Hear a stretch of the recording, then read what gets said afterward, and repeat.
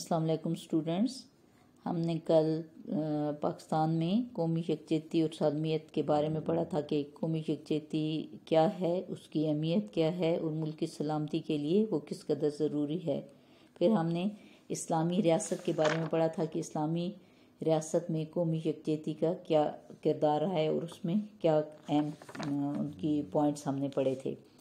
آج ہمارا جو ٹاپک ہے وہ ہے پاکستان میں قومی یکجہتی اور سالمیت کے مسائل، کہ پاکستان کو قومی یکجہتی اور سالمیت کو برقرار رکھنے کے لیے کون سے مسائل درپیش ہیں۔ پاکستان جو ہے وہ بحرانی کیفیت سے گزر رہا ہے، لہذا پاکستان کو قومی یکجہتی کی بہت زیادہ ضرورت ہے، لیکن پاکستان کو قومی یکجہتی کے ضمن میں بے شمار مسائل کا سامنا ہے۔ وہ مسائل کون کون سے ہیں؟ سب سے پہلے اس میں آتا ہے معاشی پسماندگی، کہ پاکستان جو ہے معاشی طور پر پسماندہ ہے۔ اس کی مختلف وجوہات ہیں کہ پاکستان کی معیشت جو ہے وہ کیوں اس قدر سے اتنی زیادہ پسماندگی کا شکار ہے۔ اس میں مختلف آئیں گے جو ملک کے مسائل ہیں، بدعنوانی ہے، کرپشن ہے، جو وار آف ٹیرر جو تھی، دہشت گردی کی جنگ، وہ اس کا اہم کردار ہے۔ ہمارے ڈیفنس پر بہت زیادہ جو ہے ایکسپینس ہوتے ہیں، اور ساتھ ہی اس میں ہم یہ دیکھیں گے کہ ہماری جو سرحدات کا جو انڈیا کے ساتھ ہمارے تعلقات ہیں، ان کی وجہ سے بھی ہمیں اپنے ڈیفنس پر بہت زیادہ خرچہ کرنا پڑتا ہے۔ تو اس وجہ سے جو بجٹ ہے اس کا ایک حصہ ان چیزوں پر خرچ ہوتا ہے۔ پھر جو قرضے ہیں، بیرونی قرضے، ان پر ہمارے بجٹ کا ایک بہت بڑی رقم جو ہے ادھر چلی جاتی ہے۔ تو یہ معاشی پسماندگی کی وجوہات میں یہ ہے۔ تو یہ معاشی پسماندگی جو ہے وہ قومی یکجہتی اور سالمیت پیدا کرنے کی راہ میں بہت بڑی رکاوٹ ہے۔ پھر دوسرے نمبر پہ آتا ہے سیاسی شعور کا فقدان۔ پھر علاقوں کی غیر مساوی ترقی ہے، یعنی مساوی ترقی کا فقدان۔ مختلف علاقے، کچھ علاقے بہت زیادہ ڈیولپڈ ہیں اور کچھ علاقوں میں ترقی کی طرف توجہ نہیں دی جاتی۔ پھر تہذیبی اور ثقافتی اختلافات ہیں، لسانی اور نسلی اختلافات ہیں۔ یہ تو سب کو پتہ ہے کہ ایک مخصوص طبقہ ہے جو ہمارا پولیٹیکل اتنا پاورفل ہے کہ اسی کا سیاسی تسلط ہے ملک پہ۔ پھر سیاسی اور انتظامی اداروں میں انحطاط، یعنی اس میں اس طرح کی پائی جاتی ہیں کمزوریاں جو مختلف اس کی مسائل کا باعث بنتی ہیں۔ پھر ڈکٹیٹرشپ جو مختلف ادوار میں رہی ہے، اس سے بھی ہماری قومی یکجہتی کو اور سالمیت کو نقصان پہنچا ہے۔ پھر جو سیاسی جماعتیں جو ہوتی ہیں وہ بہت اہم کردار ادا کرتی ہیں، اور علاقائی سیاسی جماعتیں جو ہیں وہ قومی یکجہتی اور سالمیت کے لیے اس کو نقصان پہنچاتی ہیں۔ پھر ناخواندگی جو ہے وہ ایک بہت بڑا مسئلہ ہے۔ اب اس کے ساتھ ہی ہم یہ دیکھیں گے کہ قومی یکجہتی کے یہ جو جتنی بھی مسائل ہم نے پڑھے ہیں، معاشی پسماندگی ہے، سیاسی شعور کا فقدان ہے، علاقوں کی مساوی ترقی کا فقدان، تہذیبی اور ثقافتی اختلافات، لسانی اور نسلی اختلافات، مخصوص طبقہ کا سیاسی تسلط، سیاسی اور انتظامی اداروں میں انحطاط، مطلقاً حکومتیں، علاقائی سیاسی جماعتیں اور ناخواندگی۔ اب ان تمام مسائل کو کس طرح سے حل کیا جا سکتا ہے؟ اب ہم ان کے مسائل کا حل پڑھیں گے۔ سب سے پہلے اس میں جو ہے وہ ہے خواندگی میں اضافہ، یعنی پاکستان میں جو پڑھے لکھے لوگ جو ہیں، لوگوں کی بجائے دولت مند افراد کی حوصلہ افزائی ہوتی ہے، جس سے کیا ہوتا ہے کہ تفرقہ پیدا ہوتا ہے، جو کہ قومی اتحاد اور اس کے لیے بالکل بھی فائدہ مند نہیں ہے، اس کے لیے سخت نقصان دہ ہے۔ حکومت پاکستان کو کرنا یہ ہوگا کہ وہ پڑھے لکھے لوگوں کی حوصلہ افزائی کرے تاکہ وہ سیاست میں آئیں اور سیاست کے ذریعے اسمبلیوں میں آئیں اور معاشرے کو سدھاریں، جس سے قومی یکجہتی کی فضا پیدا ہوگی۔ پھر مختلف علاقوں میں ترقی کی جو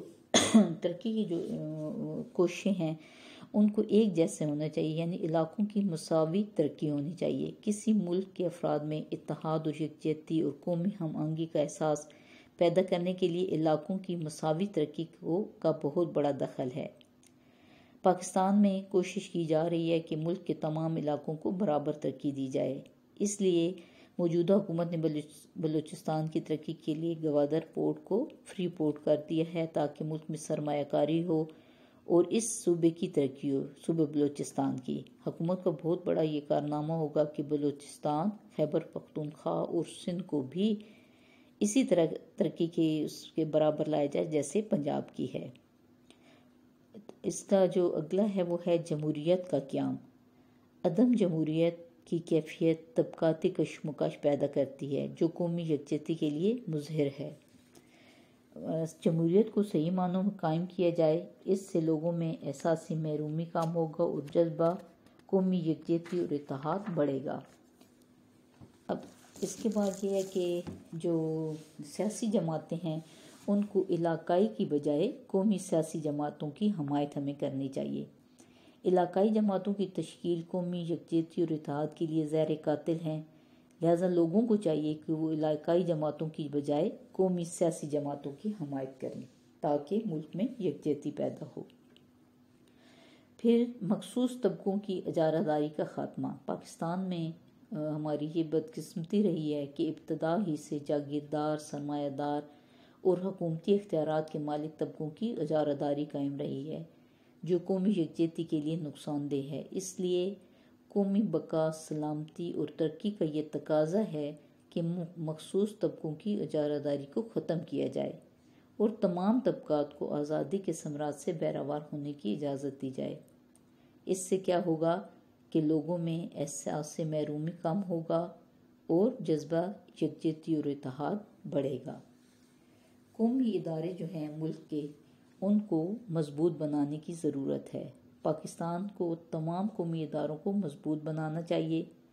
پاکستان میں یہ تاثر ہے، عام تاثر ہے کہ ہر آنے والی حکومت نے قومی اداروں کو برباد کیا ہے۔ اداروں کی کمزوری کی وجہ سے کم مہارت یافتہ لوگوں کو مہارت حاصل نہیں ہو سکتی، جس سے قومی اتحاد پر گزند آتی ہے۔ لہٰذا قومی اداروں کو مضبوط کرنا چاہیے تاکہ وہ کم مہارت یافتہ طبقوں، لوگوں اور علاقوں کو ترقی دے سکیں۔ پھر اصلاحات کا جو نفاذ ہے وہ ہونا چاہیے وقت کے ساتھ ساتھ، اور پاکستان میں جو معاشی، سیاسی، معاشرتی اور مذہبی میدانوں میں اصلاحات کا نفاذ جو ہے وہ ضروری ہے، اور اس کے لیے ضروری ہے کہ تمام ملک کے سب حصوں میں برابری کی بنیاد پر انہیں ان اصلاحات کو نافذ ہونا چاہیے، تاکہ یہ نہ ہو کہ ایک علاقے کے لوگ یہ نہ کہہ سکے کہ ہمیں اصلاحات سے فائدہ نہیں پہنچ رہا۔ جب لوگوں میں یکسانیت کا احساس ہوگا تو قومی یکجہتی بھی اور اتحاد بھی خود بخود ہی پیدا ہو جائے گا۔ پھر اگر اس میں ملک میں معاشی آسودگی ہوگی، یعنی ہر طبقہ اپنے طور پر معاشی طور پر خوشحال ہوگا، مطمئن ہوگا، تو اس سے بھی آٹومیٹیکلی کیا ہوگا کہ قومی یکجہتی آئے گی۔ پاکستان کے بہت سے علاقے جو ہیں وسائل کے اعتبار سے برابر نہیں ہیں۔ کئی علاقے کم زرخیز ہیں، کئی زرعی اجناس میں ان میں بکثرت ہوتی ہے زرعی اجناس۔ اگر وسائل کو تمام علاقوں میں برابر تقسیم کر دیا جائے تو ملک میں معاشی آسودگی آ سکتی ہے اور مخصوص علاقے کے لوگوں میں احساس پسماندگی کم ہو سکتا ہے، اور اس سے کیا ہوگا کہ قومی یکجہتی بڑھے گی اور اتحاد پیدا ہوگا۔ پھر اگر قومی یکجہتی کے ذریعے سے ہی ہم معاشرتی عدل و انصاف کا قیام عمل میں لا سکتے ہیں۔ معاشرتی عدل اور انصاف کے قیام سے بھی قومی یکجہتی اور اتحاد پیدا ہوتا ہے۔ ملک میں سیاسی تناؤ اور انتشار کم ہو جاتا ہے، جس کے نتیجے میں ایک متحد، مربوط اور منظم قوم نمودار ہوتی ہے۔ اگر معاشرے کی تمام معاشرتی ناہمواریوں کو دور نہ کیا گیا تو طبقاتی کشمکش اور علاقائی تعصب کا رجحان بڑھتا ہے، جو کہ قومی اتحاد کے لیے نقصان دہ ہے۔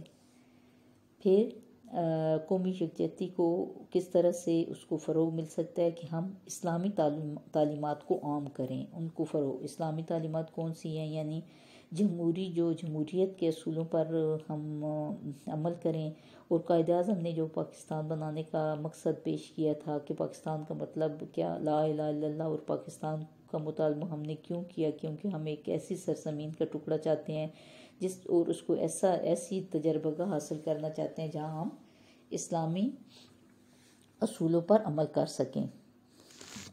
قائد اعظم کے ارشاد کے مطابق پاکستان میں ایک ایسا ماحول پیدا کیا جائے جو اسلامی تعلیمات کے مطابق ہو، اس طرح قومی یکجہتی اور اتحاد پیدا کرنے میں مدد ملے گی۔